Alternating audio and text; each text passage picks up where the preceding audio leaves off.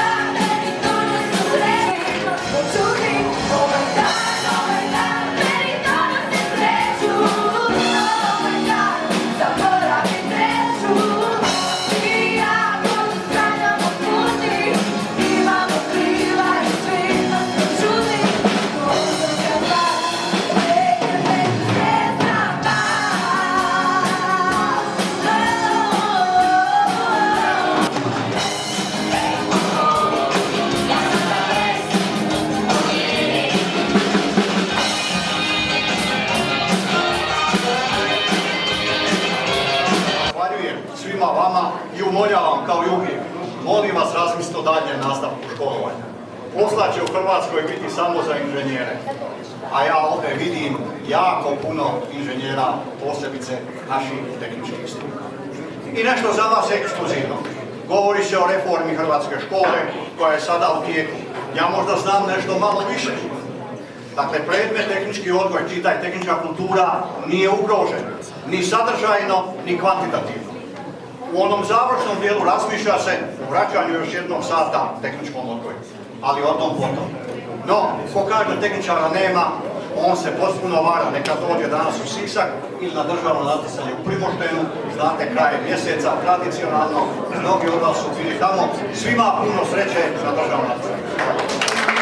Čast da vas danas, evo u ovo zimsko vrijeme, prije svega u ime Sisačko-moslavačke županije, našeg župana gospodina Ive Žinića i upravnog odjela za prosvjetu, kulturu i šport koji vodi ova natjecanja zajedno. Evo u ovo gotovo zimsko vrijeme doveli do Siska da pokažete ono što najbolje znate. Svi moji prethodnici, rekla sam i čuli smo, govore o tome koliko je važna tehnička kultura. Važna je prije svega za budućnost Hrvatske i važno je da kroz ova natjecanja vi koji ste najbolji u svojim školama, u svojem gradu, u svojoj općini, dođete i na županijsko natjecanje. Želim svima onima koji će nas predstavljati na državnom natjecanju, 58. državnom natjecanju, uspjeh.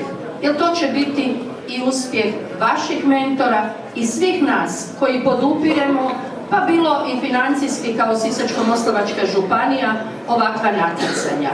Natjecanja ne služe samo da biste se vi natjecali. Ona služe i za druženje, za razmjenu iskustava i za sve ono što stičete u svojim školskim sredinama. Vi se na vas očekuje ono što su vam povjerenstvo i što vam je pripremilo. Morat ćete pokazati ono što ste naučili i zato neću duljiti. Pozdravljam ovdje, nisam zaboravila, ostavila sam za kraj doktora Markotića koji evo kao predsjednik sada Županijske zajednice tehničke kulture, a kao dugogodišnji predsjednik Hrvatske zajednice tehničke kulture bori se svim snagama upravo za opstanak tehničke kulture i za pravo vrednovanje tehničke kulture. Pozdravljam i predsjednika Gradske zajednice tehničke kulture grada Siska koji je na neki način isto domaćin danas u gradu Sisku, a najviše pozdravljam, neće mi se uvaženi gosti ljutiti, gospođu Anu Majić koja zaista svojim entuzijazmom, ja bih rekla i najvećim dijelom svog slobodnog vremena i u svoje slobodne vrijeme uglavnom razmišlja o tehničkoj kulturi. Natjecanje otvoreno. Vama želim